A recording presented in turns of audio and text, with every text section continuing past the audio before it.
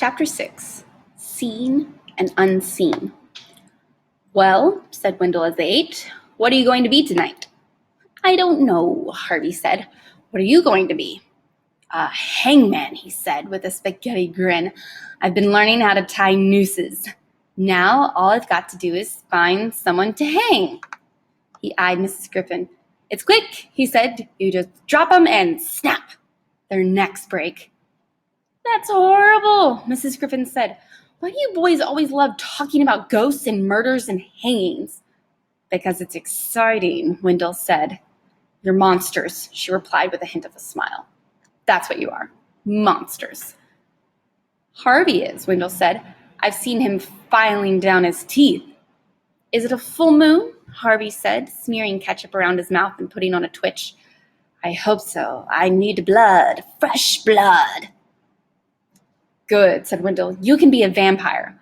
I'll hang 'em and you can suck their blood." "Horrible," Mrs. Griffin said again. "Just horrible." Perhaps the house had heard Harvey wishing for a full moon, because when he and Wendell trapezed upstairs and looked out of the landing window, there, hanging between the bare branches of the trees, was a moon as wide and white as a dead man's smile. "Look at it," Harvey said. "I can see every crater. It's perfect." "Oh, that's just the start," Wendell promised, and led Harvey to a large, musty room which had been filled with clothes of every description. Some were hung on hooks and coat hangers, some were in baskets like actors' costumes. Still more were heaped at the far end of the room on the dusty floor, and half hidden until Wendell cleared the way was a sight that made Harvey gasp. A wall covered from floor to ceiling with masks. "Where did they all come from?" Harvey said as he gaped at this spectacle. "Mr. Hood collects them," Wendell explained, "and the clothes are just stuff that kids who visited here left behind." Harvey wasn't interested in the clothes. It was the masks that mesmerized him. They were like snowflakes, no two alike. Some were made of wood and of plastic, some of straw and cloth and paper mache. Some were as bright as parrots, others as pale as parchment. Some were so grotesque he was certain they'd been carved by crazy people. Others were so perfect they looked like the death masks of angels. There were masks of clowns and foxes, masks like skulls decorated with real teeth, and one with carved flames instead of hair. "Take your pick," said Wendell. "There's bound to be a vampire somewhere. Whatever I come in here wanting to find, I find it sooner or later." Harvey decided to leave the pleasure of choosing a mask until last, and concentrated instead on digging up something suitably bat-like to wear. As he worked through the piles of clothes, he found himself wondering about the children who'd left them here. Though he'd always hated history lessons, he knew some of the jackets and shoes and shirts and belts had been out of fashion for many, many years. Where were their owners now? Dead, he presumed, or so old it made no difference. The thought of these garments belonging to dead folk brought a little shudder to his spine, which was only right. This was Halloween, after all, and what was Halloween without a few chills? After a few minutes of searching, he found a long black coat with a collar he could turn up, which Wendell pronounced very vampiric. Well satisfied with his choice, he went back to the wall of faces, and his eyes almost immediately alighted upon a mask he hadn't previously seen, with the pallor and deep sockets of a soul just risen from the tomb. He took it down and put it on. It fitted perfectly. "What do I look like?" Harvey asked, turning to face Wendell, who had found an executioner's mask which fitted him just as well. "Ugly as sin." "Good." There was a flickering family of pumpkin heads lined up on the porch when they stepped outside, and the misty air smelt of wood smoke. "Where do we go trick-or-treating?" Harvey wanted to know. "Out in the street?" "No," said Wendell. "It's not Halloween out in the real world. Remember, we're going to go around the back of the house." "That's not very far," Harvey remarked, disappointed. "It is at this time of night," Wendell said creepily. "This house is full of surprises. You'll see." Harvey looked up the house through the tiny eye holes of his mask. It looked as large as a thunderhead, its weather vane sharp enough to stab the stars. "Come on," said Wendell. "We've got a long trip ahead." A long trip, Harvey thought. How could it be a long trip from the front of the house to the back? But once again, Wendell was right. The house was full of surprises. The trip, which would have been a 2-minute walk in the bright afternoon, soon became a trek that had Harvey wishing he'd brought a torch and a map. The leaves rustled underfoot as though snakes were swarming through them. The trees that had shaded them by day now looked frightful in their nakedness, gaunt and hungry. "Why am I doing this?" he asked himself as he followed Wendell through the darkness. "I'm cold and I'm uncomfortable." He might have added frightened to the list, but he left that thought unsaid. And he was about to suggest they turn back. Wendell pointed up and hissed, "Look!" Harvey looked.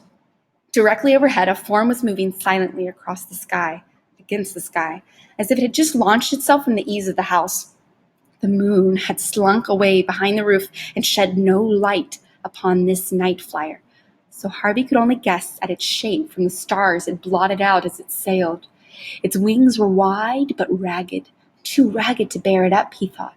Instead, it seemed to claw at the darkness as it went, as though it were crawling on the very air itself.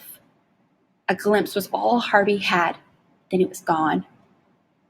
"What was that?" he whispered. He got no answer. In the moments he'd taken staring up at the sky, Wendell had disappeared. "Wendell!" Harvey whispered. "Where are you?" There was still no reply, just the slithering in the leaves and the moan of hungry branches. "I know what you're doing," Harvey said louder this time, "and you won't scare me that easily. Hear me?" This time, there was a reply of sorts. Not words, but a creaking sound from somewhere in the trees. "He's climbing up into the treehouse," Harvey thought, and determined to catch Wendell and scare him back, he followed the sound.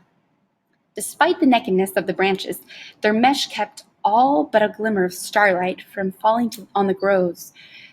He slipped his mask down around his neck so as to see a little better, but even then he was nearly blind and had to listen out for the sound of Wendell's ascent to guide him. He could hear the creaks plainly enough and stumbled in their direction, his arms outstretched to grasp the ladder when he reached it. Now the sound was so loud he was certain he must be standing beneath the tree. He looked up, hoping to catch a glimpse of the trickster, but as he did so, something brushed his face. He snatched at it, but it was gone, at least for a moment. Then it came again, brushing his brow from the other side. He snatched at it a second time, then as it touched him again, caught hold of it. "Got you!" he cried. His yell of triumph was followed by a rush of air and the sound of something crashing to the ground at his side. He jumped, but refused to let go of whatever he was holding. "Wendell," he called. By the way of a reply, a flame flared in the darkness behind him, and a firework erupted into a shower of green sparks, its light making a gangrenous cavern of the grove. By its flickering light, he saw what he held, and seeing, let out a panicked yammering that had the crows rising from the roosts overhead. It was not a ladder he heard creaking, it was a rope.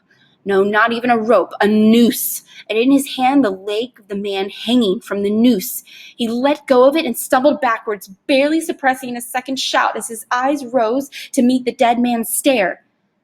To judge by his expression, he had died horribly. His tongue lolled from his foamy lips. His veins were so swollen with blood, his head looked like a pumpkin. Either that, or it was a pumpkin.